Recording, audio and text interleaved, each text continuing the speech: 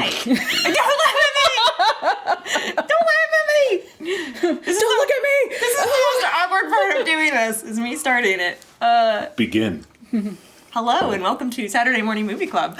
Today we have, once again, Adam White, your host, Kara White, because sometimes I forget to introduce myself, and our wonderful guest today, Leyna Haller, who does production design and art department and production design for it, the in-house production designer.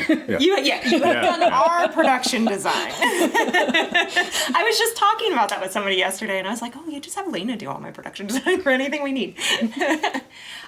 So, ta-da! When you're looking for someone, she's awesome.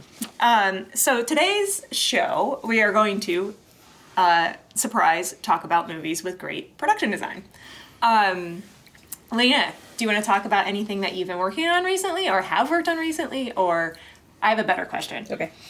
What's the favorite thing? What's your favorite movie that you've worked on? Oh, jeez.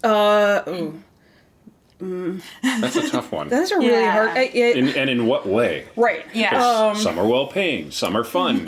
Right, because like you have something like, oh my god, I got to do Superman when I was here in Cleveland, and that was an incredible experience to see.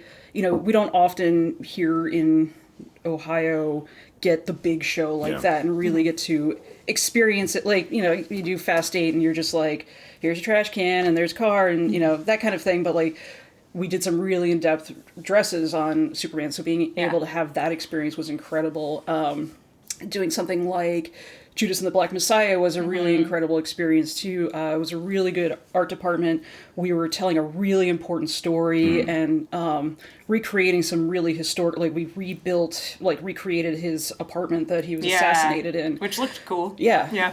You know, doing all that research. So that was, you know, there's really good things about every project that you work on. Like, you know, something like I just did the pilot for the Prison Break reboot, which has been announced now, so I can actually going to Moundsville, West Virginia, and experiencing what that is, and being able to go to some place that you would never look at a map and go, I want to go there. Right. You know, and working in this old prison that wasn't the Mansfield Reformatory that I've shot in Many times. 300 times. Yeah, if you're in production in Ohio, odds are is You've been to Shawshank. You filmed there. Yes. Yeah. The Mansfield Reformatory is Shawshank. Which I just listened to a podcast. I didn't realize that they rebuilt the cell blocks in a different, in a factory, because Shawshank, or Ohio's Reformatory, they all face the wrong way. Oh, really? So there's like an old Westinghouse factory that they built them because they wanted all the cell blocks to face each other. Right. Right. And having that been makes there, sense. they all face the windows and you Right. don't see each other. So. I actually just rewatched it recently, and I was like, "That's not Mansfield." Yeah. Well, because you go there and you're like, "Wait, where's that?" Yeah, there's Right. only very specific, like his office, and Right. I think they built the hole there, and The whole was because they still have part of the tunnel on display in the and the dining hall, which I think that's where they plasticked it in and for warmth, so people can book it for weddings. like it takes all kinds. Yeah. Hey, we got married in an airplane museum, so I know, but I'm not saying that's bad. like I'm just weird saying, like, symbolism people do of getting different married things. in jail. Yeah, I mean that is a strange one. Yeah, For sure. it's a big world. But I do we have gone out just like as guests, not on a job, but we went to do.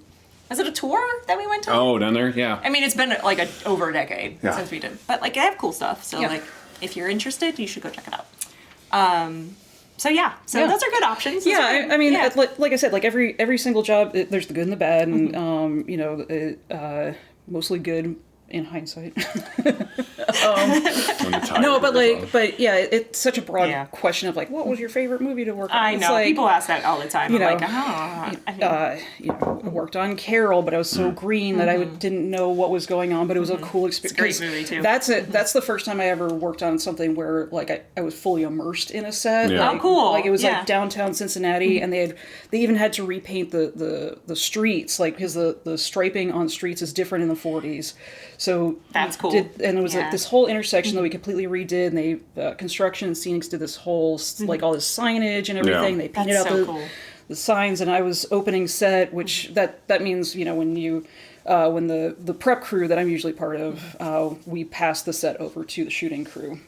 So I was part of we were opening that set, and a bus pulled up, and all the extras fully dressed with the hair and makeup all started coming Starts getting out. weird. And it was like, I got chills. Like, I still get chills thinking about that moment where you're like, oh, it's real. Like, we have made 1940s New York. Yeah, especially you're not doing 1998 Chicago. Like, you feel it all, and then, you know, the stars, and, like, there are a lot of big... It felt like the full-on experience of making a Hollywood movie. And everybody... you know, was fairly nice as well. Yes. Well, because you worked on it as well. Yeah, just a couple of days. Nothing like what you did. But in walking in, like, oh, shit, man, I'm like in a real movie here. With, like, that's big people. So neat. Yeah. Like, I mean, minorly a little with Superman. Like, just... like, downtown Cleveland became, to me, it felt like a backlot because so much of it was taken over. And, like, we're, you know, like, doing dressing down in Public Square, and you look up and there's, like... the stunt guy practicing, like, in his harness on the roof, and you're like, what is happening? Like, full on, oh shit, there's Superman walking over here. You're like, okay. oh. Okay. Yeah, and they close off the streets, so then it is a full backlot at a certain point. Yeah. And then they open the streets, and you forget, and you're walking into traffic. Yeah. The PA going, don't go there. Yeah. Yeah, I mean, like, because that's my... PA, like, yeah. That was my first experience working as a set dresser on something that big. And, like, the fake, like, just seeing, like, the fake rock, you know, like, all the, like, debris in the streets. It was just neat to, like, be like... and, like, try not to think about that when I watch movies now. Because you're watching something, and I'm like, oh, my God, there's so much work that went into this. I'm like... it just gets overwhelming, but or you're like, is that real, or is that like, is there anything behind that? Right, and then so much work that goes into, you know, something that may not even show up on camera, or you know, or is there for a little blip. Like, like one of my favorite sets we dressed was on No Sudden Move, and in that we shot in Detroit. It's like a 1950s Soderbergh. And we did this whole GM office. Everything's even like all the filing cabinets had typed up files and everything. So they actually Fincher style. Yeah. Fully immersed, like everything, like 3D printed lights, so we could have like 14 matching ones going down. And I mean, incredible amount of work that went into it. It's on screen for like 30 seconds. Right. He just walks through it to get. But you're like, it looks so good. But it creates, you know, you're in this busy office, and then he the goes audience in is and never taken out. right, Yeah. and you know, so you would have missed it if it wasn't there. It's part of the storytelling, which is part of, you know, why I love art department, is because we're helping tell the full story beyond the actors and the script and everything. We're just it always the jobs that I can't do are the ones that don't have, and I'm not insulting, I'm not trying to insult anybody, but the jobs that actually feel like they're contributing to what is going on screen. I love everybody that's in the office, but accurately being able to do it day out of days, I know it's very important, but... Yes. Organization is very important. But that helps, like, it helps all of props us. and Of you know, course. wardrobe, you know, be able to do their job. You know, it's, everything's so interconnected, and you know, I think people who don't work in the business don't realize how interconnected each department is, and you know, talking to each other and having these constant conversations, and which is cool. I mean, you know, we're not little islands trying to operate. No. I mean, sometimes departments try to operate like that. Yeah, which isn't helpful, and it's at its best when it's sort of good-natured sibling rivalry rather than actually trying to screw another department over. Right. And then being able to actually work in tandem with each other, whether doing the lighting as to what the discussion with the art department was. Right.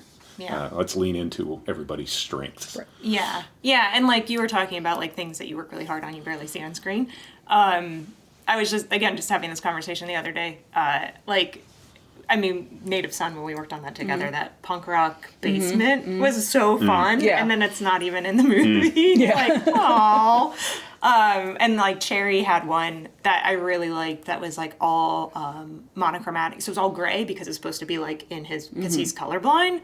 And it was this shoe store, and you're like, oh, like look at all this cool stuff that we did, and like symmetrically stacking all these like shoe boxes to the ceiling and like measuring them. Then I just like, they didn't put it in the movie.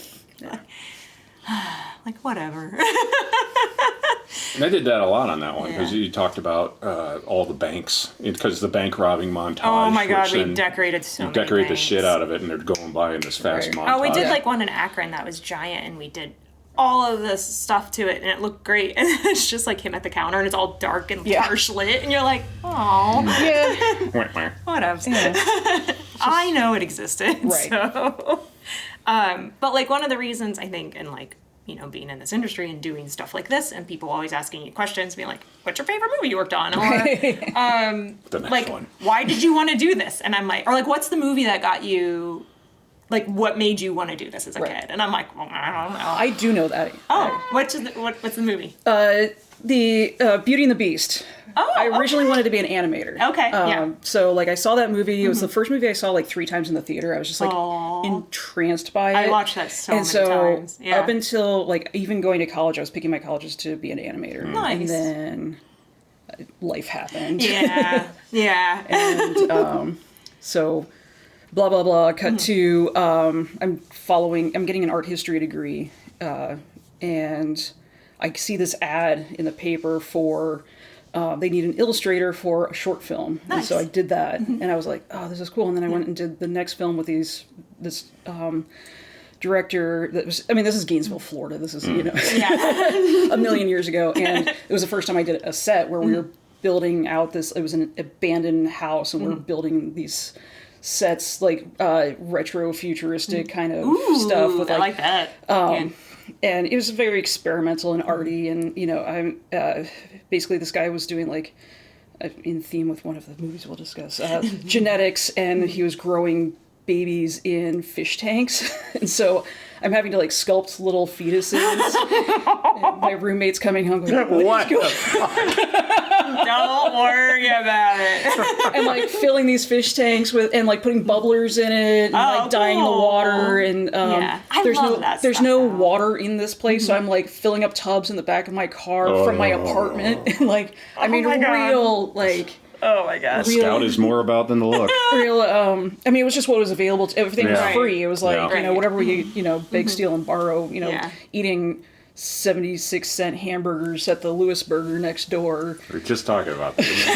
We were just talking about getting Cheap. cheap hamburgers and tacos. You know, it was real guerrilla style where it's like there's like me, the director, one person with like a couple lights, and Right. you know, he shot it on film, and going over for a meeting, and there's just like spools, like the reel came unspooled, and so he's just like, I'm just gonna go get really high. That's bad. People say that on big jobs. Yeah. No, but I get it. Was it finished? Did you ever Yeah, see it finished. It screened in like some, like it had a screening at the school. Oh, cool. Like the, you know, you could rent out the theater where they would show. Yeah. Like there were weekend movies that you'd go as a student and stuff like that. So so there was a little screening of it, and that, I don't know. Yeah. Yeah. That's so cool. I mean, sometimes like doing stuff in that small, because we just did a lot of that with the proof of concept trailer that we're making for the movie I want to make. Like just being like, hey Fensky, hey, can you come over, and like everyone's doing everything. We're just blood gonna at the lens while we're help me. a lot of hands. But I think like, and even just like making those like props is fun, like doing anything creative like that. And like one of the things that I always point to is like, because I went to Disneyland or Disney World a lot as a kid, that I think getting immersed in that, I was like, this is so magical. It's world building, which is what art department does. It's like building the world, you know, and wardrobe does that. Is part of that. All the tandem, but a production designer was arguably at least as powerful as a director for the first 80 years of Hollywood. True. Right. Yeah. It's like bring in the director of photography. Where are you going to shoot? Well, it has been decided where we will be shooting. We're doing this. Yeah, and that power play is different on every show. Like, but usually it's like cinematographer and production designer are pretty much equal. You know, and sometimes your director is your production designer, like Ridley Scott. Often. Yeah, true.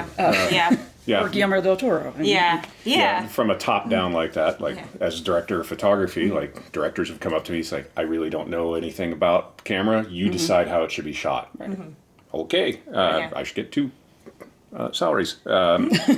Or, like you said, the people with really, really strong visions that are able to work with you, or they show up with their own drawings Right. Right. because they're skilled in that regard. Right. Yeah. Like James Cameron's I think his mom was an artist and his dad was an engineer, which then you're like, yeah, Yeah, okay. that figured. Yeah. Yeah. And I love that like element, like artist and engineering coming together. That Yeah, it's like art, like science. making movies is so complex and there's so many different elements that go into it. I think that's why I really gravitate to all of this, where it's like, well, this is because it's so super interesting to even.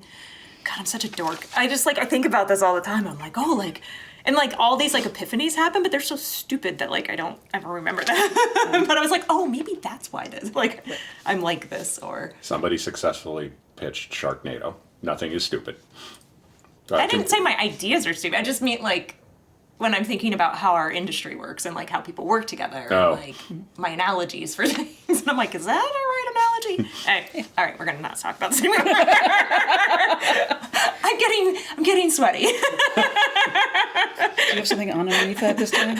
No, nothing anyone needs to see. I have another shirt. It's just It's not okay.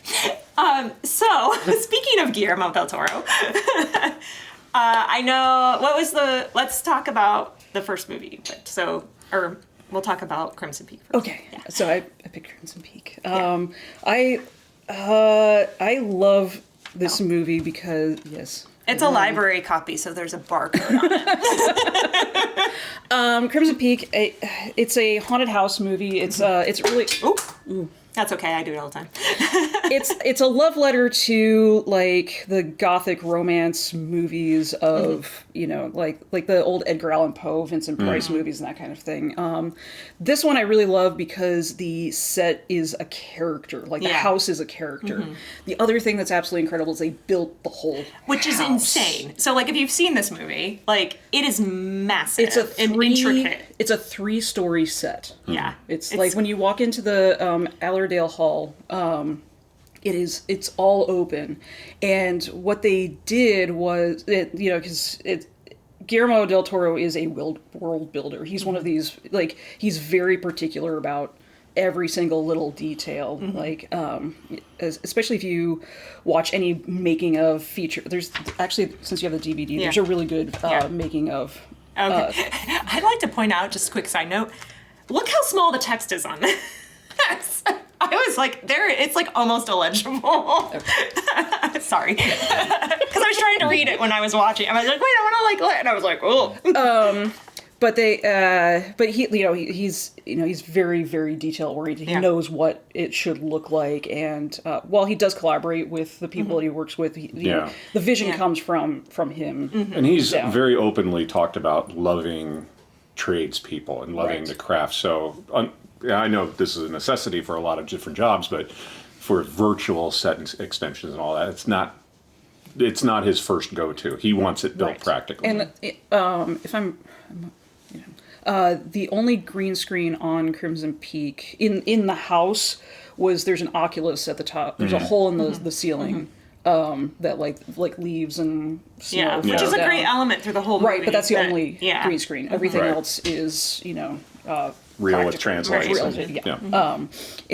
But when they were in pre-production, they built a scale model. It's like 4 feet tall with all these little pieces that move in and out. So you can so he could get the shots and they could figure out, this hallway needs to do this, or instead of this, because usually you have, you start off with concept art and then you do model renderings. And nowadays it's like 3D, renderings. And sometimes you build what's called a white model, which is like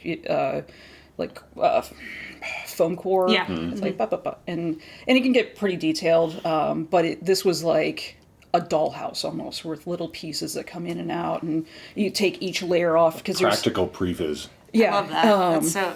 That's so helpful for for cinematographers and directors to be able to fully see that. painted, fully aged, fully so they. Oh my god. There's actually pictures of the mod.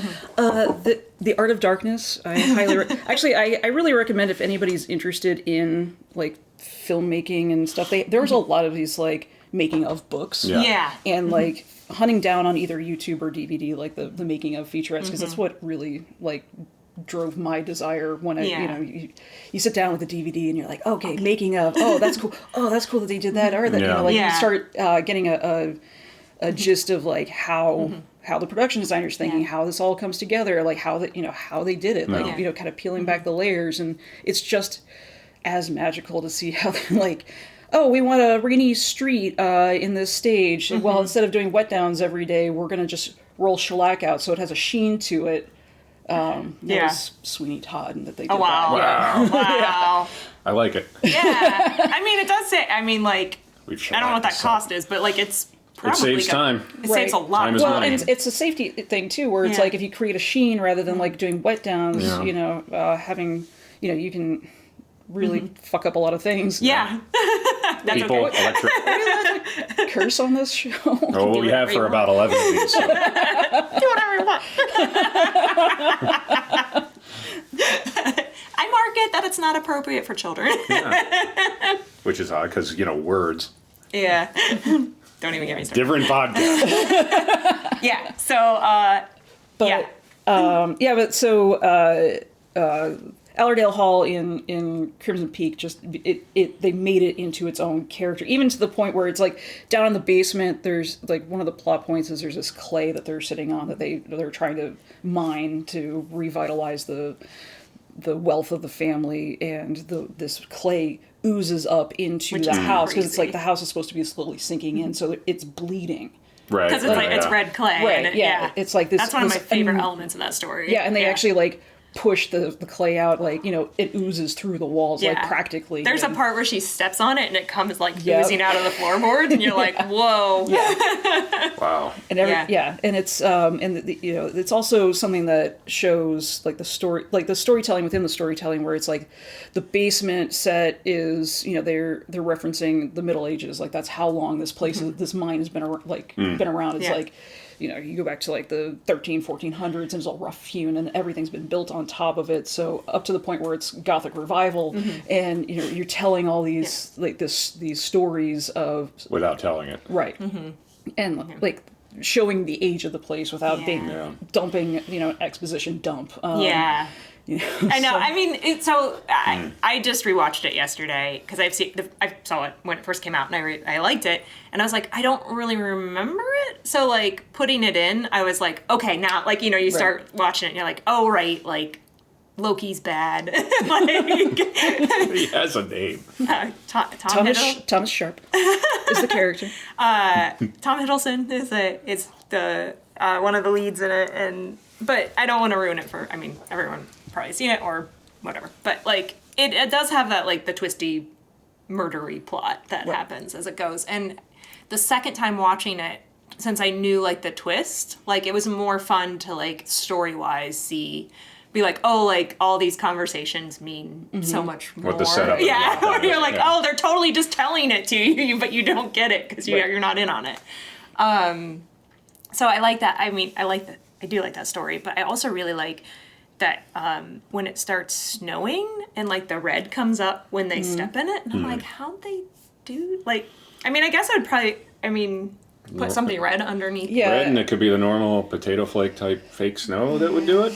Because it kind of just like keeps coming up. I don't know actually how they achieved that, but that set is again it's a practical set where they build the machines and everything. So there's some sort of controlled like I'm sure it's nutty amount of testing. Right. Yeah. That's your special effects guys getting to Right. play with chemistry and like You're in the garage filming it for Boss. Yeah, I do love in that movie that it is like part of the story since it's production design is that it's her discovering the house, like her wandering around finding all these rooms and like like there's a bit with like black moths and like so like she'll be walking and like all them like it kind of like blends in with the wall, so it kind of looks like a wallpaper, and then like the little moths will like fly away around. Which then in one of the hallway that has like all the spikes, which is supposed to be a reference to like an Iron Maiden. Oh, interesting. The wallpaper in there is actually a moth print, so that moth motif is carried throughout Yeah. There was something else in there that now I should have written it down, but there was something that like had like it's like an underline where I'm like, oh, that's pretty cool. Like it keeps coming back. Yeah. But I'll think of it. And like even like the interplay of the costume. I mean, like his movies are very costume oriented too, and like they dress Edith in these like bright, the citrines and these bright colors, and you have Edith who is part of the house, like she's part of the house, and so all of her costumes are dark and blended, or part of the color story of the set. So it's fun, and it's like a complete world. So yeah, and so like normally, and Adam and I were having this conversation last night after we watched one of our movies, and I was like, when it comes to like production design, like the movies where you're like, oh my god, it's amazing, I'm usually like, the story's so secondary and boring. That happens. Like, or like basic. It should. And like, so like sometimes I'm like, it takes me a long time to watch like things that are nominated, or like, because you're like, like it looks really cool, but like the story's not really like appealing to me. So like this is one that I'm like, oh, I like all of it together, is because I would put it on and I was like, I've seen it before, I'm gonna take the Christmas tree down while I'm doing it, and then like I'm just sitting there like holding ornaments, like watching it, and I'm like, just put it down and just watch a movie, because you can't like, that's just one that you can't look away from it, because there's always something. Like, it's either interesting with the story or interesting visually. And you're like, and then there's like scenes where they're just like, it's all looks. So you're like, if you're not paying attention, you're not catching any of it. Yeah, it's not a put on in the back. Maybe if you've seen it like... It's not really a background movie. A lot. A lot. Perhaps. That to stop doing what you're doing, like, oh, the part's coming up. There it is. Or you're just like, okay, well, I'm just going to fast forward to 44, 56. That's cheating. Skip ahead. I don't actually know what's at that timestamp, so someone's going to go through and be like, it's just like... Someone out there who's really into like, no, what? Add it to the comments. Go get it, Adam Z. Yeah, leave a comment. So this inadvertently became a bigger Guillermo del Toro week than I thought it was going to be. Like, because last couple weeks have been Steven Spielberg, not on purpose, just kind of happy. We're like, oh, that's also a Steven Spielberg movie. The other movie we picked to watch, because I have not seen it and I've been meaning to watch it, was The Shape of Water. Did not see it either. Have not seen it. Ever? Well, really? I thought for sure you would have seen it. Like, I thought you were going to For some reason, it is the one Guillermo del Toro movie I have not. I didn't either. I had watch. The one that won the Academy Award, I'm like... I did not have an interest in it. It was kind of... I'm interested in it. It just never really, like... It was kind of that, where it's like... I mean, this came out... Oh, boy, I can't remember what year this thing came out. But it's been one that I've always been like, oh, I should watch it. I should watch it. Yeah. I should watch it. And then this came up, and I was like, you know what? I'm forcing myself to watch it. I mean, I even 18 sat down maybe? and watched Nightmare Alley, which was like... Oh, right. Beautiful. Wait, it's gorgeous. Gorgeous. Yeah. I don't remember what happened in that movie, but beautiful. Back to my other original statement. Like, I never saw the black and white. Black and white was pretty awesome. anyways, so that was our one of our picks was Shape of Water. Yeah, and in watching that, because I was like you said, I never had seen it. So and doing a podcast like this is great to be able to sort of go back and find the things that have slipped. And it comes off very Guillermo, and the first you get into it going, are we just making Delicatessen again? It's like in this apartment building, and trying to keep the energy, so you're going from one apartment to the other apartment. Yeah. So and speaking of Delicatessen, this is why it made me. The soundtrack has a very French feel to it. Yeah. And so like when I was in LA last summer, we went to the Hollywood Bowl, and Alexander Desplat, who's the composer of that movie in particular, played one of the songs from it. And I was like, oh, it's very pretty. Yeah. And for me, because of that, I'm like, oh, it's set in Europe. It is not. Right.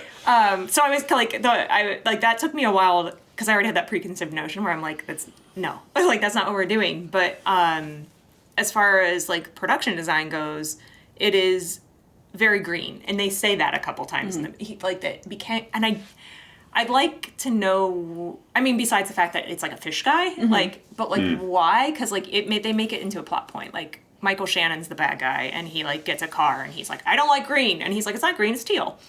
And I think it comes up somewhere else where like green is said, but like the whole movie is very this tone, like it is, Right. and it's beautiful, and I love it. Like my house is very much like that colors game. But yeah, I'm just like, maybe because it's like an aquarium. It could be. I mean, would be like, my you know, guess. a lot of times, you know, in the pre-production, you'll start selecting like The Yeah. palette. the palette that, you know, with like Crimson Peak, that you got the red, blacks, the yellows.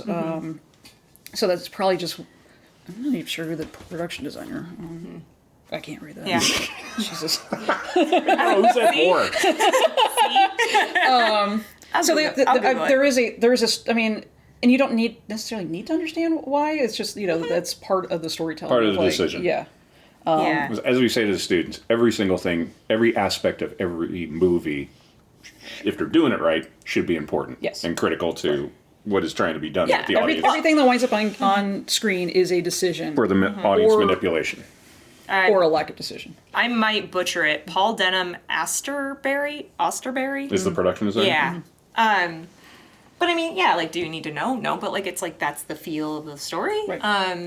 But Yeah. it seems like a lot in most cases when the director is sort of strong and noted for visionary, like Ridley Scott, like you said, that or directors of photography, because there's probably 24 different DPs that worked for Spielberg. So it's a Guillermo movie looks like a Guillermo movie. Yeah. Well, even just, oh, sorry, go ahead. Oh, I was going to say, like, with greens, like things in green tone, there's it's sometimes used for uneasiness, like Matrix, like Yeah. when Right. when before he comes out of the Matrix, everything has a green tint to it on purpose to give that like an unease. I mean, you're in the Matrix, but then, part of it is like the unease, Like a sickening, right? sicky So feeling. that Yeah. corporate fluorescent. I always felt like it's like the green in when you're in the Matrix feels like the green that's on like the older computers, Yes. like when you're Yeah. when you're at the mechanic and they're using a computer from 1982. Yeah. Like that lettering that Right. makes it feel like Yeah. that. Right. Yeah. I think it's all of that, but Yeah. so there's layers to the story. But it's Yeah. probably the colors selected for Shape of Water are Yeah. creating that Sure. mood and Yeah. No, and like as far as the story goes, it's fine. I mean, it's set it's set in the 60s 60s. because it's the Commie scare again. yeah. I mean, we watched And watched a couple of those things And lately. you're at the Yeah. very beginning of the space race. Yeah, so like the bit is like the U.S. government has found the fish guy who's like a god. Like they're like, I don't know, they worship him like a god, but they think it can help him make the astronauts breathe better. Like I don't know, it's kind of a weak reason. Like you're like what? But that's why they've taken this fish guy and they're torturing him and studying him and stuff. And then the lead gal is a janitor. Would a woman be a janitor? Yeah, right? They don't, whatever. Why was I struggling with that? But she's there cleaning and like falls in love with fish guy. And then it just becomes her trying to rescue him and whatever. But, so like it's fine. It's a little weird. There's a part where she puts towels under the door in her apartment and fills it with water so she can, do it with the fish guy. But Adam's like, that's not how, like... It's not how an apartment in the 60s You worked. can't just put a towel underneath it and the whole thing fills with water. I mean, it's like, it looks visually lovely, but you're like... I mean, you already have a fish guy. It's magical That's true. realism. It's, Yeah. you're... Yeah. I don't think the windows are rated for that pressure. You know what? God bless Guillermo del Toro. He's telling the stories he wants to tell in the way he wants to tell them. Yeah. And, I wish more people had that opportunity. What you said, Senator. Same. Same. But because it's set in the 60s, so, like, of course, like, I'm in love with the design of it because it's all that era. And then they live above a movie theater, which I'm like, oh my God. Can I have the crappy apartment above the movie theater in the 60s, please? Yeah, that's like right up my alley. But yeah, it was pretty. Yeah, everywhere that wasn't her apartment and her friend's apartment was like institutional. and had Which is like very 50s, 60s. Right, they made it look like NASA, but Green cool, tile. because Yeah. 60s NASA looked like a Russian blockhouse. Like, we're at NASA. No, you're not.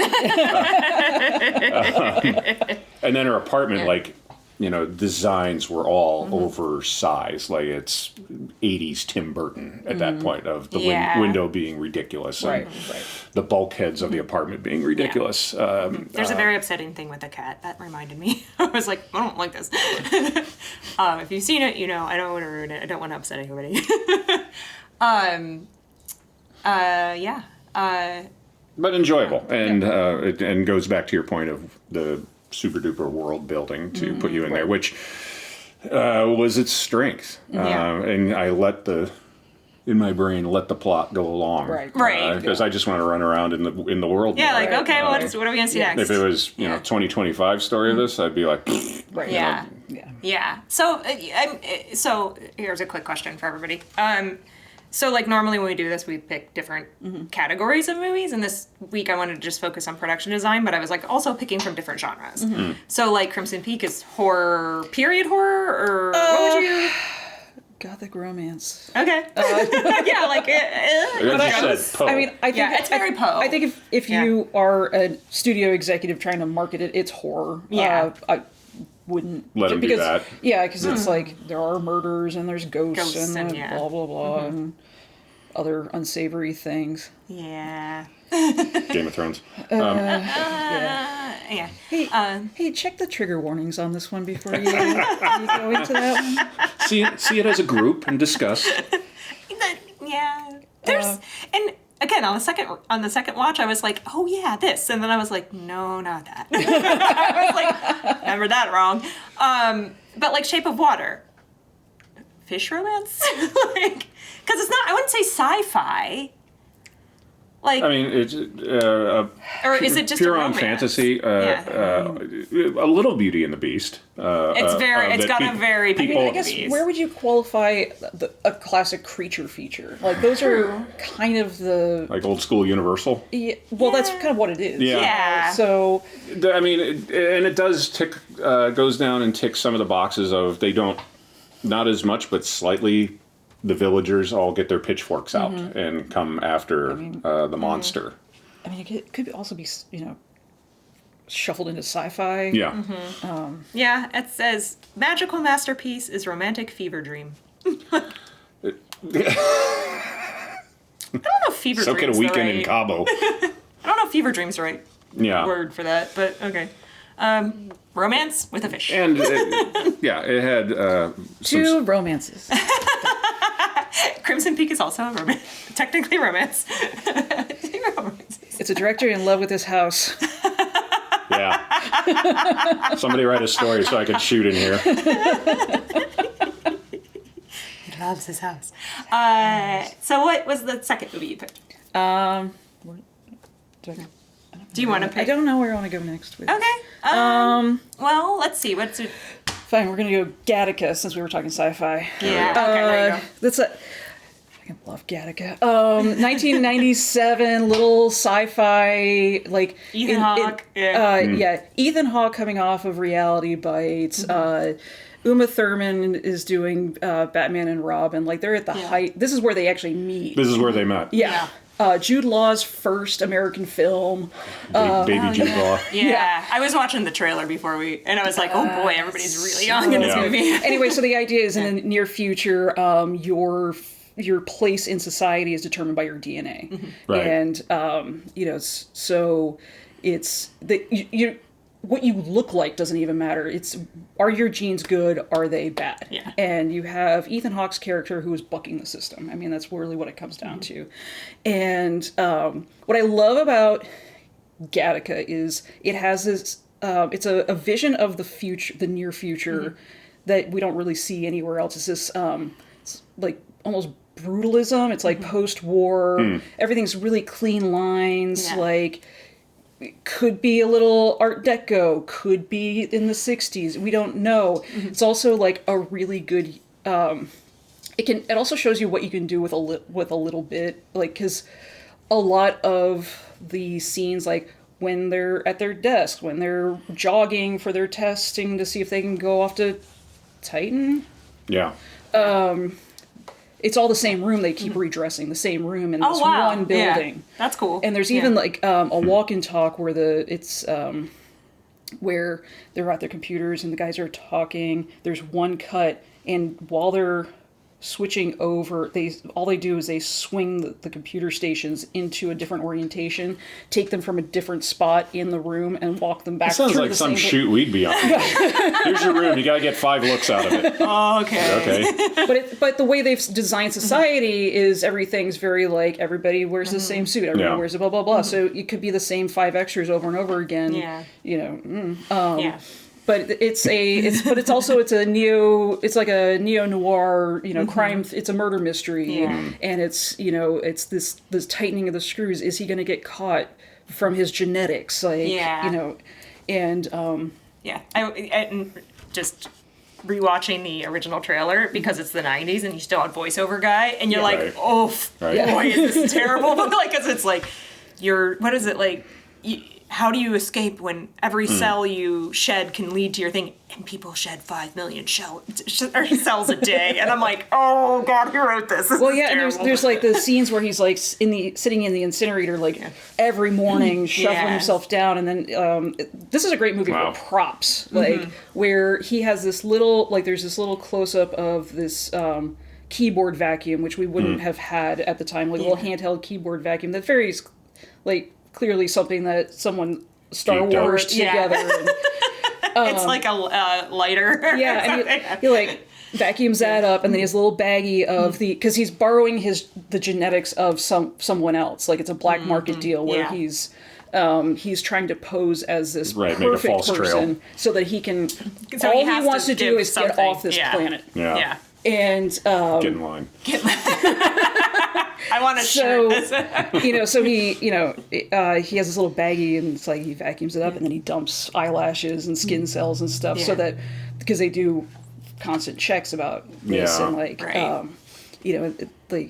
it's just a fun little tight movie. The storytelling's really good. It's a really clean story, and it just looks really cool with all the just like clean lines, and it's like even in like the interiors, there's not like pictures and all this, there's not a lot of like layering to it, which is the exact opposite of Crimson Peak, which is lots of layers. And this is like a very stark, kind of cold, and they do some cool, like all the cars are kind of like 1940s, 1950s cars, but they put green lenses, and they do an overlay as they're all electric cars, so everything has this like kind timeless of it up, like this. It feels like a noir, but it's set in the future. Yeah, that's cool. 40s idea what it looks like, I'm sure. Right. And that kind of goes back to like where it used to be. Like in the Buck Rogers days, or even like Metropolis, like I was just thinking of that. We almost watched Metropolis. It actually is kind of a Metropolis-y, like German expressionist almost. How can you make that a low budget kind of thing? And like where your future is very like the way you depict the future is very reminiscent of what your design is now. Even Back to the Future 2, the future that they go into is a very 80s future. That is one of my favorite looks, is the past's idea of the future. I think that's why I'm in love so much with 50s design, because they were all like, it's so the future, this is what the future will be. But yeah, I love that. Some of it's right, some of it's wrong. Like Back to the Future too, like the video screens. Right. Still don't know how to do holograms. But I was looking at, again, in my researching on Gattaca before the show, just doing an image search to be like, I want to see all the sets. Because the poster design has the DNA. And then it was just happened to be next to like one of the set pictures, and they have the staircase that looks like it's a silver spiral. It matches that. So I was like, that's cool. That's in Jude Law's apartment, his character. It gets hard because it's like he's Jerome, but also Ethan Hawke becomes Jerome, so it's like dual identity kind of thing. But that's in his house.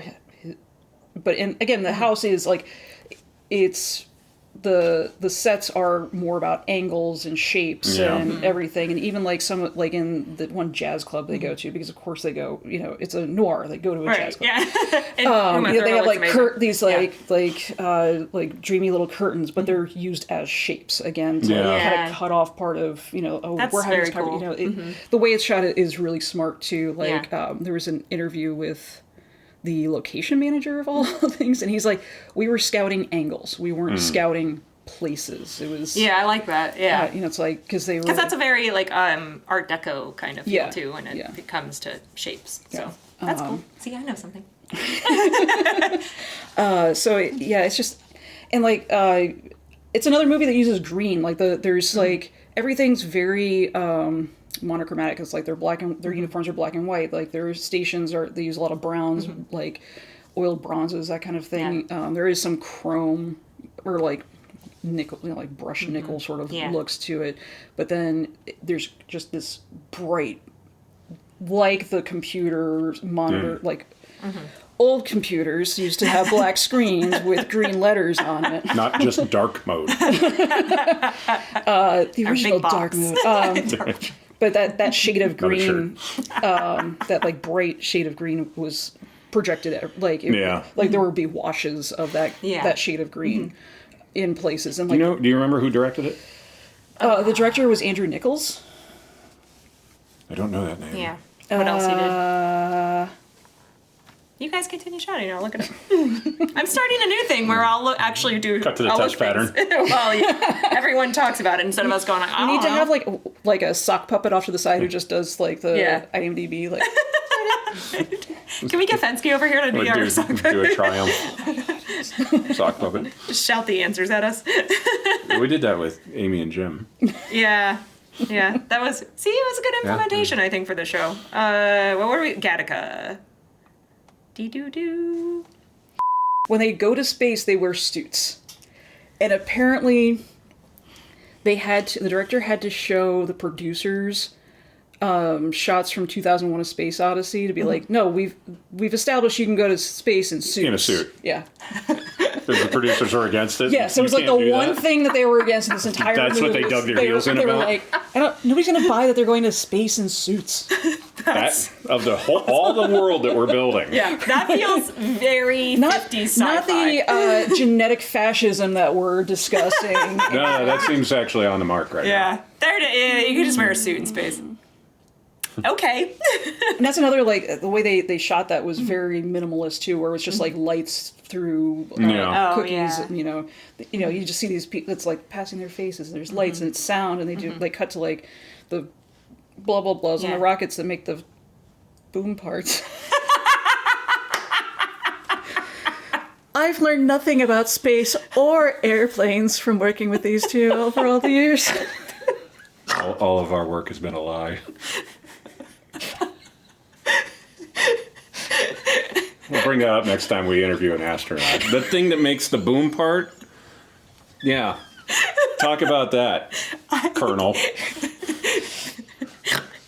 feel like we need another translation. Hey, what else did Andrew Nichols direct?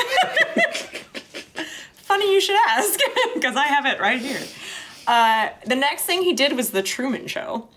He did Gattaca, Truman Show the following year, 98. Weird world building. And then Simone, I vaguely remember that in 02, and then The Terminal in 04, and then a bunch of stuff I don't recognize until The Host in 2013.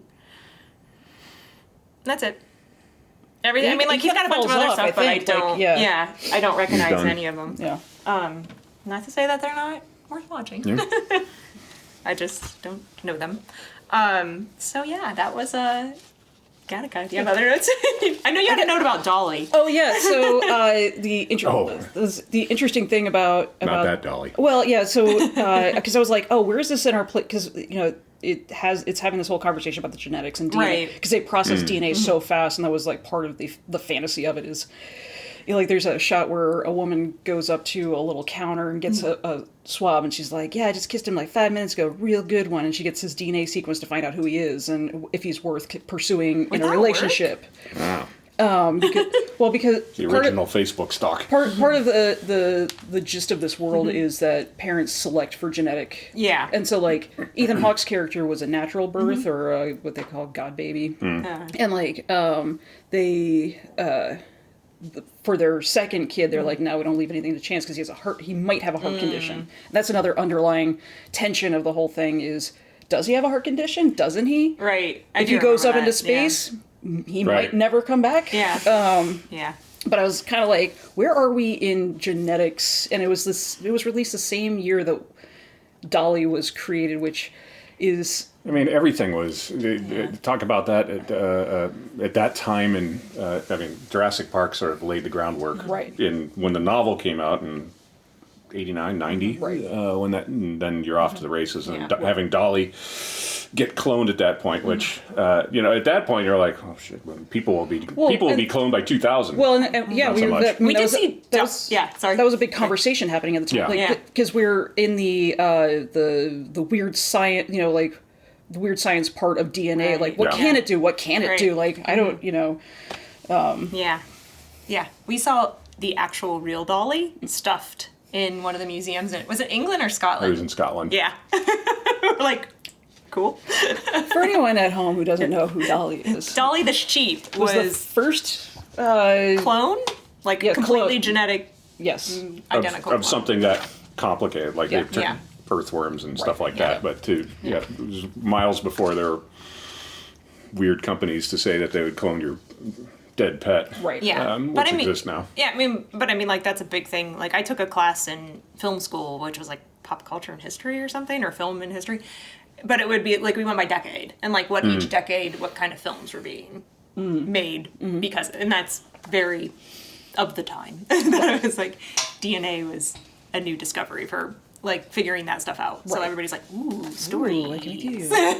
Everyone's talking about Yeah, it. it smelled like that all the time. That like a bunch of producers are like, just write this. Right. Nobody cares about the space race anymore Right. Yeah. because we weren't doing anything anymore. So this is Yeah. the new frontier. Do Right. that. Do that. If you can make the internet be in the story too, aces. Write that in. Well, there was a reason. I mean, well, there's a lot of reasons The Matrix was a big hit, but like that's part of it. That it was Yeah. like computer. That was like the birth of internet. Yeah, So, again, it goes to that like precipice of technology. We didn't really know. We certainly didn't know what the internet was going to turn right. into. Yeah. Some of it's Comments below. good. But at that point in '99, it was Yeah. like message boards, and it was AOL and Prodigy Yeah. were your Yeah. access points. If you want to know something, you ask Jeeves. Oh, Yeah, forgot about that. that was my Yeah. first account, was a Prodigy account in like '93. I was early adopter. Did you have an aim? Yes. Do you remember your aim? No. Yeah. Don't. I minorly do, but I don't know if it's right. Like, it was kind of just a mix-up of my name. Yeah. It was not... XX_00 film girl. It was nothing like that. It was like... Trying to defuse a bomb. Yeah. Man, put more in it. Oh my god, this is the password. Mine was like... I That's the think... username. Yeah. Password's just 123 dolphins. Yeah.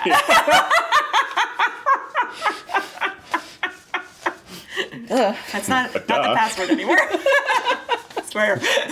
Hey, if that's your password out there, change your password. Yeah. You should change that.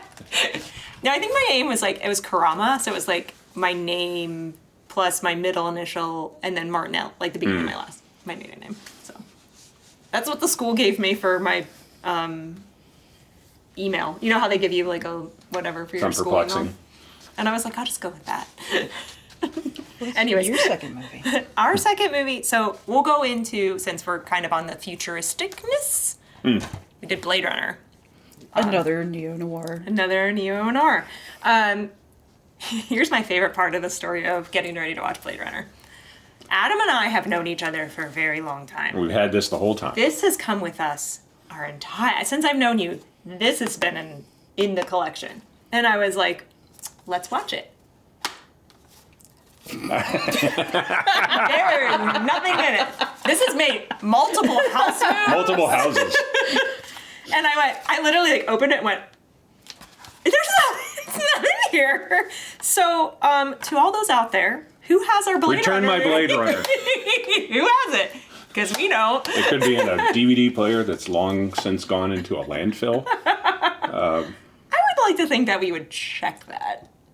I don't know. But I hadn't seen it maybe since film school because I had to. Gosh, my film classes are coming up a lot. The class was like literature and film, so we'd read a book, watch the movie. So Do Androids Dream of Electric Sheep by Philip K. Dick, and then we watched this. So I think that's probably the last time I watched it.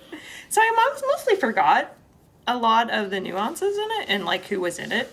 Did you watch the studio version or his version? No, I don't remember. Like it was what? it was like 98. For the younger people, Yeah. the studio version, Ridley Scott made his movie, and then studios, ruining movies for 150 years, said you have to make it happier, which, if you've ever seen the movie, you're like, How? yeah.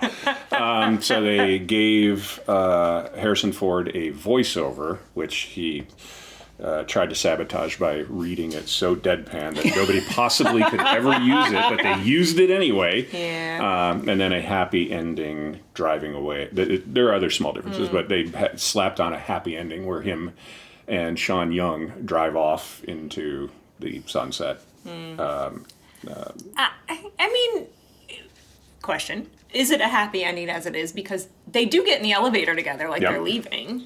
Like, but do you think, in your brain, are you like, do they get caught trying to run away? Or like they're just, I think that they're off living somewhere. This is made in 82, so we're off the reservation for spoilers. So it's all the conversation of if you believe that Harrison Ford's character is a replicant, that he is a robot. And it is said in part of a third of the movie's basis is that Sean Young is a robot, and she has now just been told that she is a robot, and she's coming to terms with that. That she's not a robot, but she was told that she was one. No, that she thought she wasn't. She thought she was a human, and then she learns. Yes. And her trying to come to terms with that, and then by the conversations that they keep having about her and with her is really talking about Decker and talking about Harrison Ford's character, and then his it's not his partner that Edward James Olmos is. Edward James Olmos keeps poking him through the entire movie. Yeah, when he Harrison does Ford his of like little mini origamis. things he says and things he does is revealing. He's poking Harrison Ford, letting him know he's a robot, and I don't know if Harrison Ford gets it or if he just doesn't care. Well, I mean, that's the end of the movie, is that it's a little unicorn and he steps on it and he like picks it up and like. Because he dreamed about it, and that was the whole bit. Like, you knew replicants can dream, and that's why, and you have memories. Hence the title. Yeah. Do Androids Dream. But anyway, it's, at face value, it's a film noir detective story that takes place in a slathered top to bottom, art directed idea of whatever future this is. Another 80s idea of the future. Yeah, Right. Everybody is, and but at the same time, Ridley Scott's talked about it that they did not have $200 million. You didn't do that back then, and he wanted this look, and you run out of set. It's like, all right, it's all at night. It's raining. There's smoke. Yeah. Okay, it doesn't look bad anymore, Right. and it fits within what you're doing. I mean, it's a beautiful film. It's like, I mean, anytime you do like a film noir look, like you can get away with a lot more because you're doing these dark shadows, and which looks great. I love. There's a building. It's a real building in downtown LA that part of it's shot in with the beautiful. With the searchlights going through it and all that. Yeah, it's got the wrought iron. It's very 20s. And I think they used it in The Wolf as well. Why I remember that, I don't know. They also used it in 500 Days of Summer. Really? Oh, did they? Yeah. Oh, I don't remember. I've seen that. I don't remember that. But I'm like, it's very, again, in my wheelhouse visually. Like, it's like, this is very pretty. And then you get the weird Daryl Hannah and Rutger Hauer. Thank you. I always would call him Dolph Lundgren. I'm like, I know that's not who that is. Different blonde giant Yeah, I know. person. Well, Rutger Hauer. But them trying to be like weird androids is just like, just comes across comical. Like you're just watching it and you're like. But you're also, and you pointed this out, like you watch this and it's like just it's top to bottom. So is every scene ripped off by people? Because it is so much is copied. Yeah, one of the OGs of of how to do this, and the people that were involved with it, from director, production designer, and DP, and Doug Trumbull, who did 2001, did the effects for it. So it was a whole bunch of giants from the industry. Right, because I was like, is it, because like, I mean, it's very, has a very Chinese feel to it as well. And I was like, is it supposed to be set in Chinatown? Adam's like, I think it's just like, that's the world now. I think that's the idea, is that it's a, like, it's continuing the thought of the American melting pot, where it's just all these influences. And Like you're not completely Firefly, but you're moving in that direction. And there could be some aspect of othering also, where it's like, we might be in America, but it's still exotic. It's it's going into that noir aspect of like, you're in a dangerous sort of like, I'm sure there's racist undertones to it,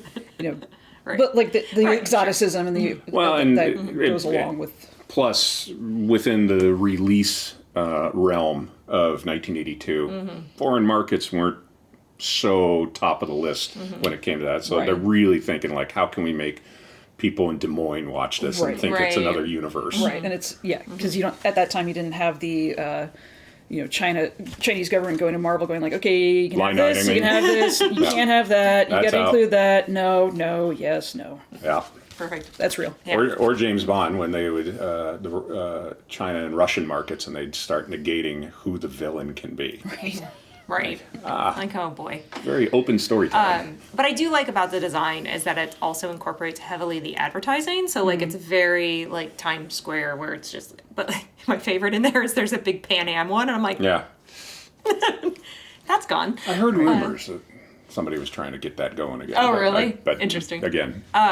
But yeah, I like all the neon and the neon umbrellas, which we went to Disney like a decade ago, and they were selling lightsaber umbrellas, and I was like, it's a Blade Runner umbrella. Blade Runner. Everybody stares at us like we're making stuff And I up. was like, if it weren't $100 umbrella, I was like, why didn't we get that? I'm like, because it's $100 umbrella. It also works in exactly the opposite that you would want it to. Now I can't see it because there's a glare right here. People can see me.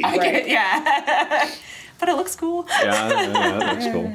I really like that about the design, is that they had, and that's also, like you just mentioned, it lights up the people. Yeah. Like, so now you can see the people under the dark umbrellas. Without having to turn any lights on and see where the set sucks. Right. Yeah.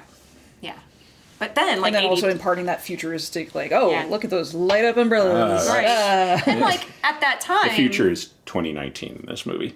Yeah, we blasted past that. At least Gattaca had the decency to be like, in the near future. Yeah. Let's keep it Don't vague. give it a date. And Rutger Hauer's talking about I forgot about starships that. off the shoulder of a ride. Right. Oh, because the bit is that they've come in on from like came on a spaceship from one of the all other the robots are planets supposed there. to be in space, and when they come to Earth, they got to liquidate them. Yeah. We blasted past that. That didn't happen. I forgot it Again. with 2019. I'm like, Way in the future. maybe pick a further date. It's the Tyrell Corporation? Yep. Yeah. Yeah. There's like, I mean, like that set's great. Like the big open. That It's it's got the big windows, and he's like, make it darker, and they like. that it's God sitting at the top of his pyramid. Really strong visual representation when it comes to any of that. And the cool, I don't know who figured it out, I should have researched it, of if they're a replicant or a robot or artificial, they get the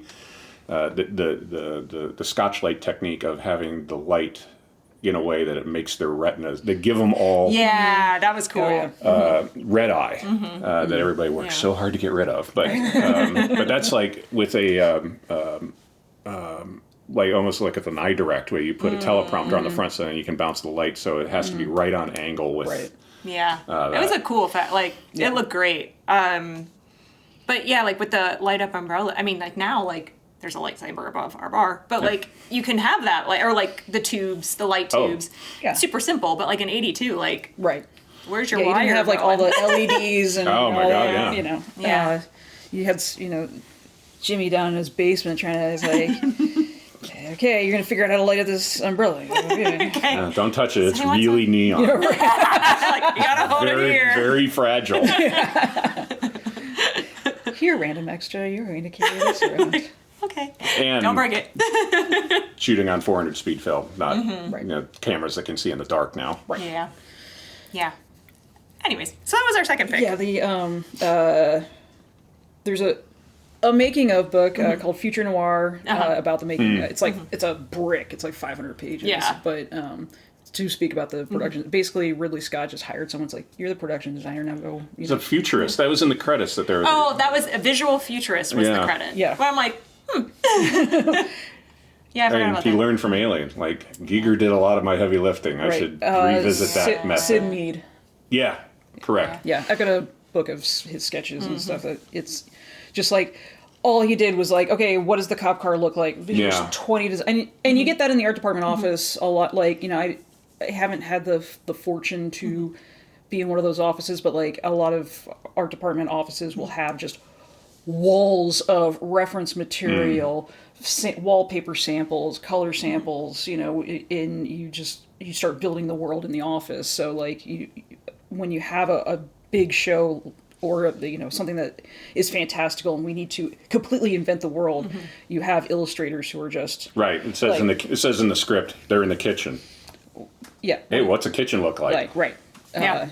So drawings the streets, the noodle stand, what does that Yeah. sign look like? Right. And so just ripping out the and they still do like all the Marvel movies, DC movies, like any of those, Avatar, they're doing that. They're creating like, what does this look like? What is Yeah. that like down to the toaster if you need to. Yeah. So Yeah. Which is incredible, like, to think about all those little detail works. I mean, like, even, like, because we just saw the Barbie exhibit in LA, and they have all those little pieces and parts, and you're like, here's her carton of milk. Like, everything has to be created. like they made the Corvette that she drives in, Yeah. and Corvette made that The Corvette. car, yeah, but they scaled it down. So it's, So it's not like it's street legal, but it is not like a Corvette size. Right. Yeah. It's scaled down to give it that toy feel to it. Yeah. Because when you played with them, like, they barely fit in it. Right, Like, exactly, and that's Yeah. it. So it's the scaling and playing with that. So that's Yeah. like custom. Although my Barbie sort of- Ferrari was like, it's pretty big. Are you sure? It's the only You may be fancy. remembering wrong. My Barbie Oh, that's Ferrari true. was this big. It was giant. It's like the Barbie and Ken, be like, it was the fanciest thing my Barbie had. what were Barbie and Ken doing? Excuse me. Oh, you could. Well, he was saying it fit in there, but you could slide them in really easy. They fit in the. That's why it was. Fuck. Can we move on again? Can't wait for YouTube to do the closed captioning for this.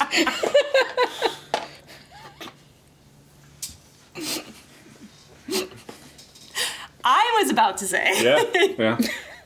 that also we saw. I don't know if it was. I think it's at the Warner Brothers studio tour. They have the little model that they made for Blade Runner, the poofy like blimp thing that has the screen on it. Yeah. They Yeah, had yeah. that prop in there. Yeah. And they also had at the Academy Museum, because they had a exhibit on futurism. Future tech. Well, I can't remember. I can't remember the word they used for it. But they had the phone booth, the video phone. Oh, cool. Yeah. Yeah, it was okay as an exhibit. They could The have. exhibit was meh, but like Yeah, I thought it could've the gone phone booth farther. looked great. Yeah. I was like, that looks cool. Yeah. Yeah. Sure, a lot of it's based on what they can actually get access to as far as Yeah. Yeah. or what Yeah. still exists. I mean, Right. think about it, like most of Blade Runner is probably in a dumpster. Right. Right, Yeah. it's in the landfill next to the ET Nintendo cartridges. Oh, Right. the worst video game in the history of mankind. And the Yeah. model/costume room, they had the moon ship from 2001, and that was famously, they destroyed every single model and set from that. Right. Yeah. To which then 2010 had to pull it from the negative Yeah. because It's they crazy. didn't have anything. Oh, Right. yeah. I Kubrick mean, destroyed it because he didn't want the studio to reuse it in another movie. Right. yeah. Because studios. Hey. No. Anyway. Hey, what was your third movie you picked? Decided to stay on brand and went with The Aviator. Nice. Very good. It's a good film. It's got great stuff in it. Like, Yeah, it's Yeah. The boom parts on the front of the planes. according to one of the scenes, the boom parts the entire plane. Yeah, that's true. And part of the neighborhood. Yeah, and part of the neighborhood. Which actually, like, I love that scene where the spy plane that he's testing, that the government's already been like, and it's like you can tell it is a mixture of like practical models, sets, like it's this whole mashup, and it's all about the cuts and the angles and everything, and you would never have that much fire around Leonardo DiCaprio these days ever these again. Days. Yeah. In spite of how game he would be. Anyway, it's about Howard Hughes, if anyone hasn't seen it, and sort of his a biopic. But I was actually thinking about it, like the way it's put together. I have this I don't know if this, I didn't go to film school, so I don't, but it's like, I almost wonder if the way it's being told is as if Howard is telling it rather than it being like more, because the way there's certain like flashbacks and flash forwards and like he's watching the janitor sweep and all of a sudden it's his fingernails that are all long. Yeah. And it's like, well, that's a weird flash forward because we don't get to that scene. Like it gets within his own mental health challenges. Right. And so it's, I was like, it's kind of, and the way that the color timing changes, which that golf course really bothers me. It's so beyond. Yeah. And like, it's, and I can hang, but it felt like, at that time period, like everybody's all in love with digital interpositives and how to do color timing. Even if you shoot on film, like it's after Oh Brother Where Art Thou, so then Scorsese's like, I'm going bananas with this. Right, and I think the idea was like, because it changed over time, and I think what he was trying to emulate was different like ways color was processed through different decades, and that's why the 20s, like the late 20s are like that, where everything green is like blue. It's like a two-strip Technicolor process as opposed to the full. But I would agree. Like with the golf course scene, it was really apparent. It was so heavy-handed. In the Coconut Grove, it makes sense. Like like you don't notice it much, but then it's like, no, that golf course should be green and not teal. It's not how somebody painted it. It's not, a golf course looks like a golf course. Right. So for the normal person that's watching it, like, now I'm not listening to the scene because I'm looking at the color of the grass. And then get really distracted by Cate Blanchett's accent, and then I love me some Kate, but it was sick. It was a choice. Yeah, and like I know, like she's trying to be Kate Hepburn, but you're like, that was the other thing that made me think that maybe it's like not like a documentary style biopic, is where he and Katharine Hepburn go to the movie theater for the premiere, and she's walking around the room schmoozing, and then Ava Gardner comes by, and she's like, he's just working the room, baby. And like, I was like, oh, that's weird that she disappears for 2 hours. Yeah. Because it's how I remembered Ava Gardner was in that. I don't know. It's like the interplay of time is interesting, but it's a good example, like from a production design standpoint, where there's probably a shit ton of research that went into it. Getting pictures of his house and trying to doing real people in real places, right? And then but it's not anything overt. Like Crimson Peak, the set is a character. Right. Gattaca is telling this story of place and time that doesn't exist, and it's kind of overt, and it kind of has to be. This is like, it's just serving the purpose, and that's what a lot of production design is. It's serving the purpose of the story. It's like completing the world, but not in anything like wild or overt. It can't be distracting. Right. I mean, which then we talk about immediately that it was distracting. Right.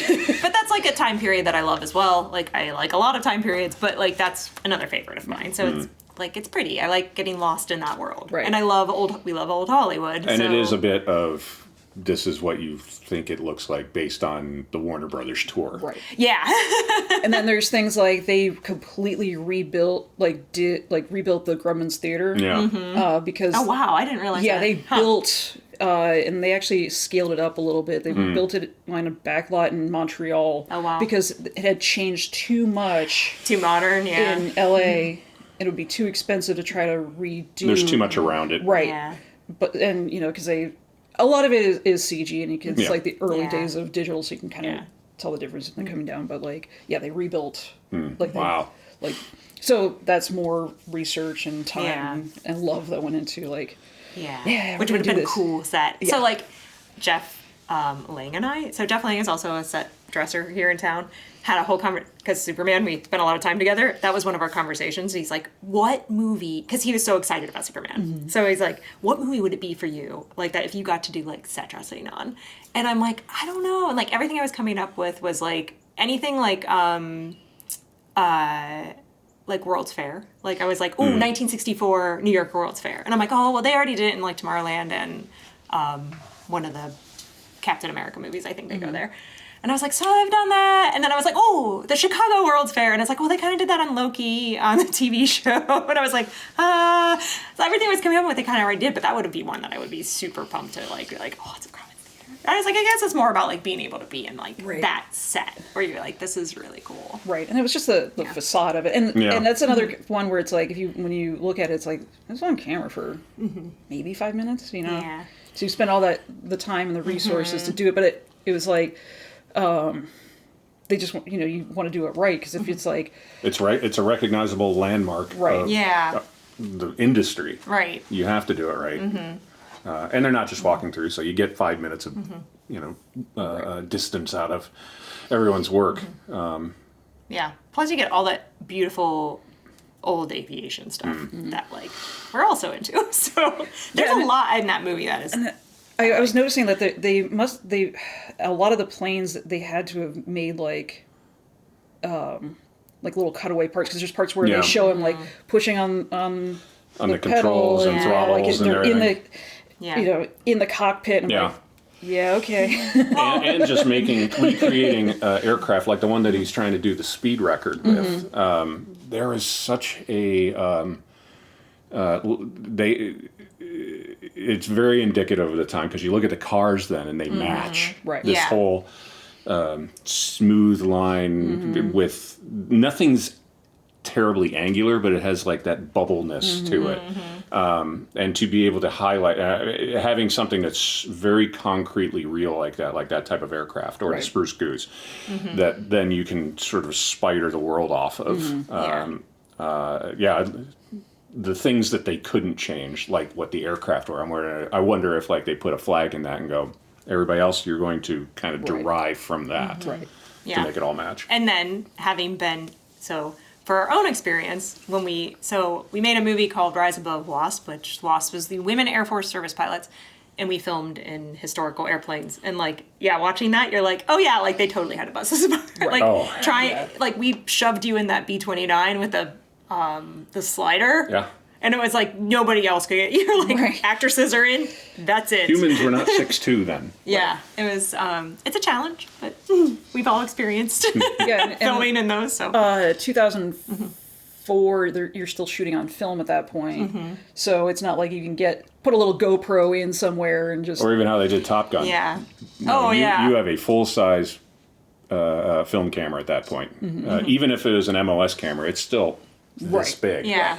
And cockpits are not built for roominess. Right. Yeah. But I mean, it's been a long time since I've seen The Aviator. Yeah. The other set that I really like is the Pan Am, and I think that's like Alec Baldwin's character's office at the top of the Empire State One trip. Yeah. And like the painted seal, and I think that's like one of the few places that they got a little fantastical, because there was an interview with Dante Ferretti, who's the production designer, and he's talking about like the historical recreation, like the Gardens Theater and the Coconut Grove and blah blah blah, and how like Coconut Grove they built it to be bigger than it actually was, so they could accommodate the extras and the cameras.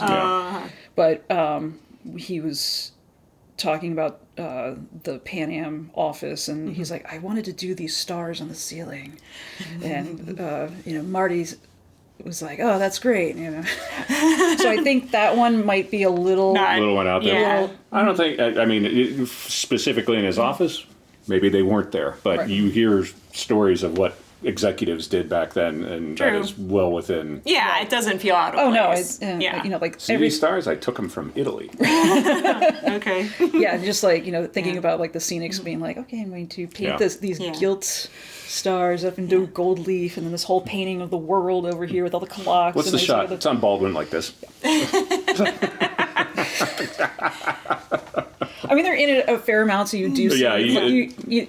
They do. You get some mileage out of that one. Yeah. Yeah. Yeah, that's the hard part. Is like that all this effort and time goes into some fantastical pieces, and then it's like you get a shot out of it. That's like right. But it's something like that. Even if you only got a little bit of it, you're helping the actors to create. Oh, the world, sure. like, Oh, yeah. And giving the cinematographer a world to create the angles that Oh, they. sure. Yeah. Nobody likes to be boxed into just like. Right. Yeah. Like, can I tilt the camera up a little? Nope. Can I say no? Okay. It's like, Yeah, I'm gonna need you to keep your movement. Right here. yeah. Go a little too far this way. Nope. Be a grip eating a sandwich. Lots of those stories. So for our third pick, we did, going back to our original conversation, we did Anna Karenina. Mostly because the same production designer who did Barbie did this, and they had in that same Barbie exhibit. 2012, this movie came out. Yeah, they did. That exhibit had Barbie, Beauty, the live action Beauty and the Beast, which they had cool stuff in, and then this, and they.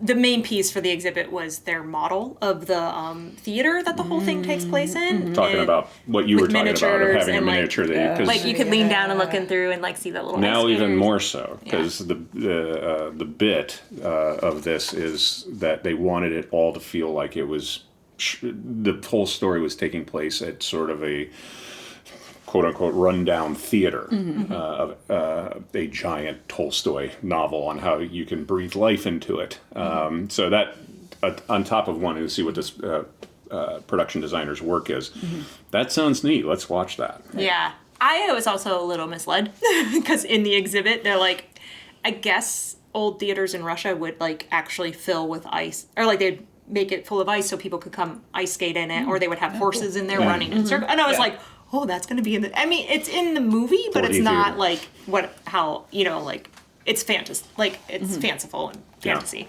Have you seen this? No, I have not. Yeah, I've never wanted to watch it. Like, because I'm not... It just... The story doesn't appeal to me. Like, I'm like, Russian literature, that's not my thing.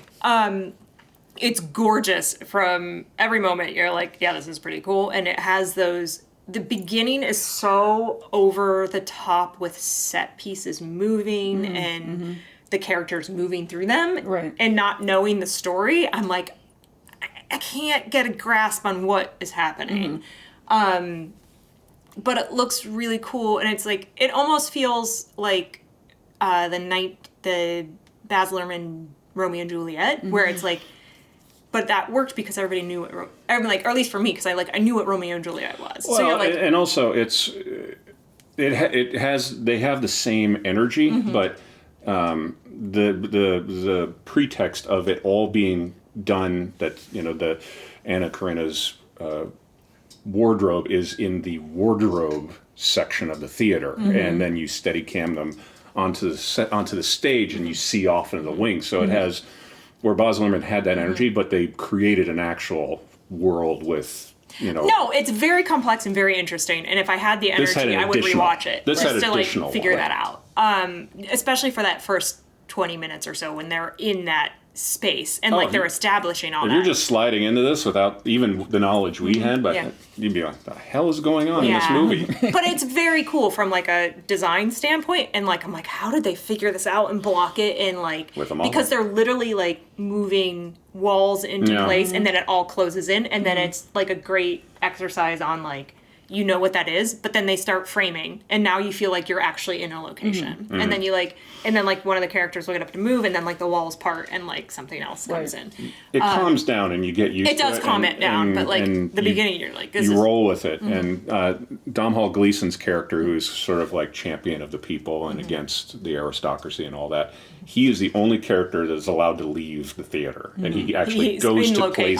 on locations, into places which there's stories about them just being wretched. Like it's like a cabin in the center of Russia, and it's just 4 degrees the whole time they're filming it and all that.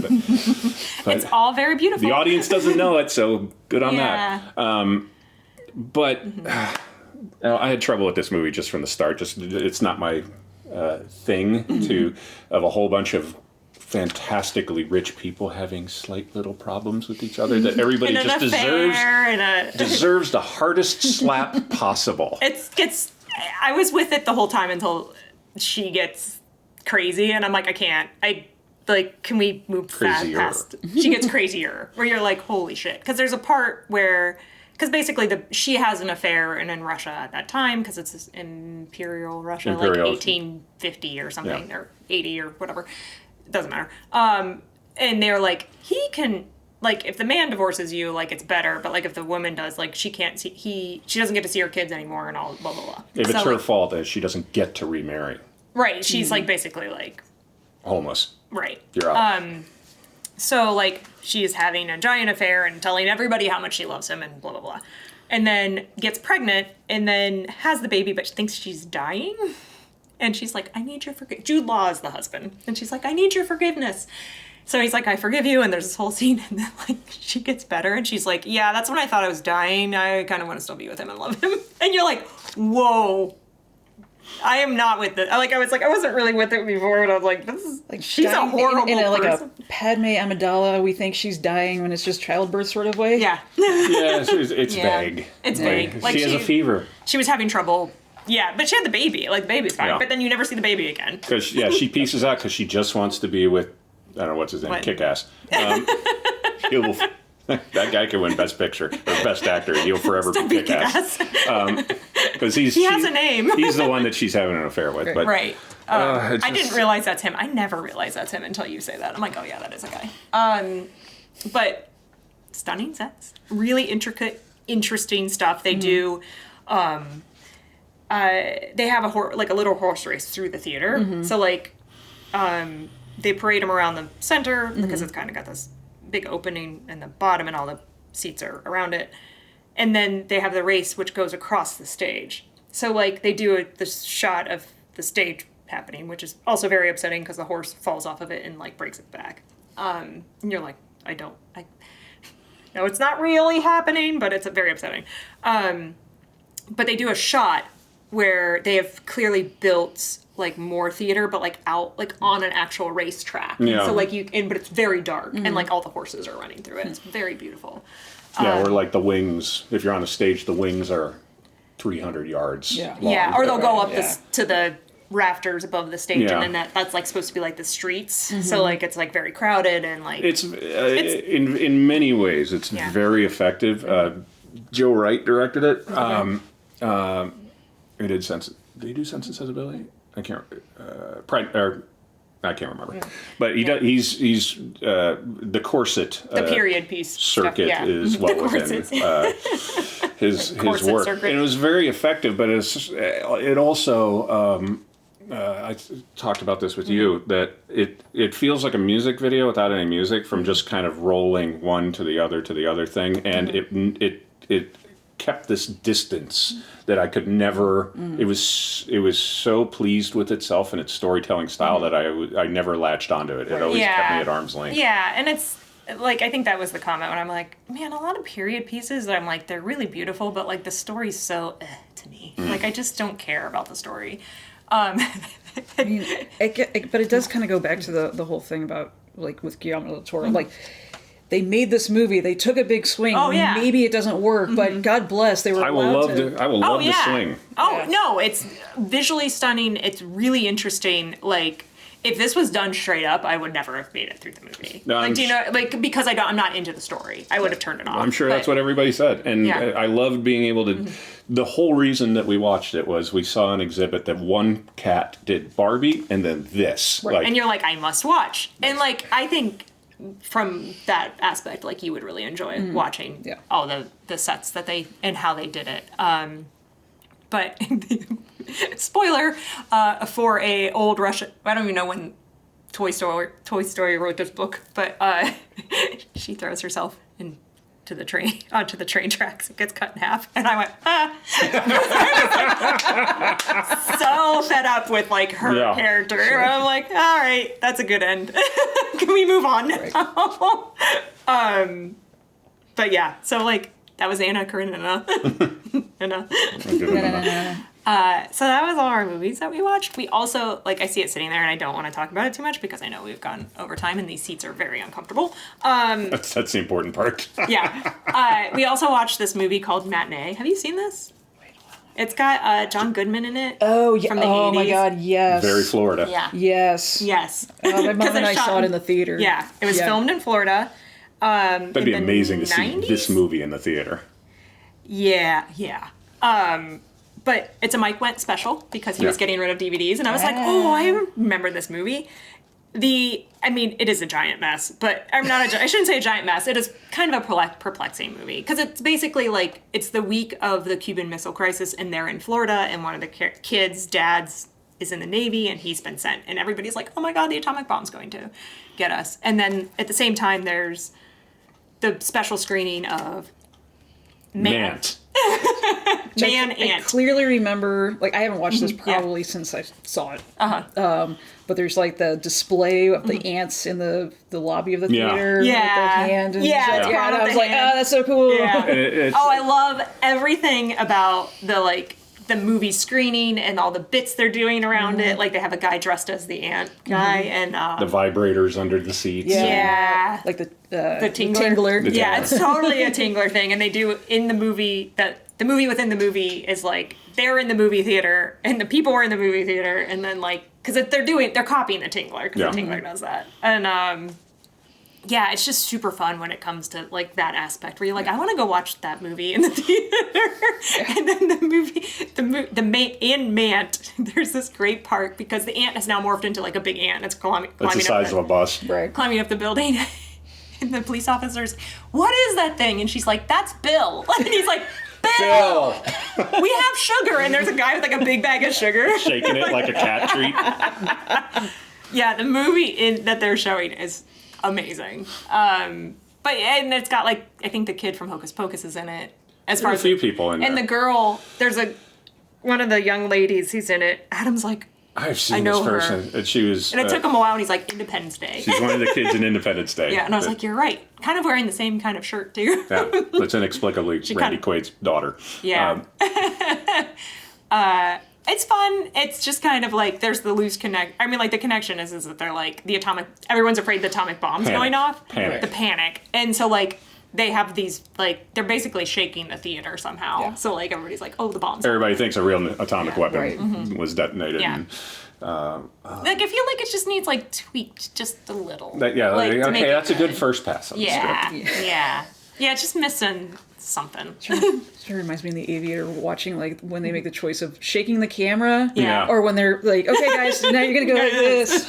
Like Star Trek. Now we need you all to move the same direction. Okay.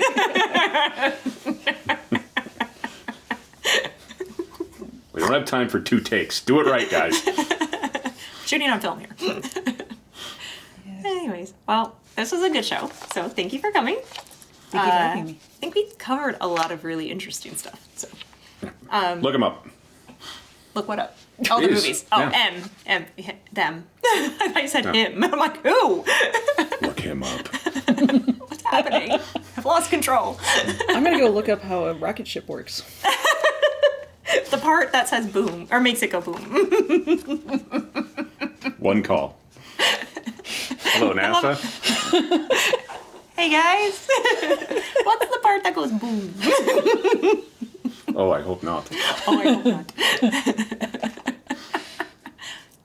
All right. On that note, thank you for your right stuff. Yeah, that was Moment. Right Stuff quote. Yeah. Thank you for coming, and we're done. Okay.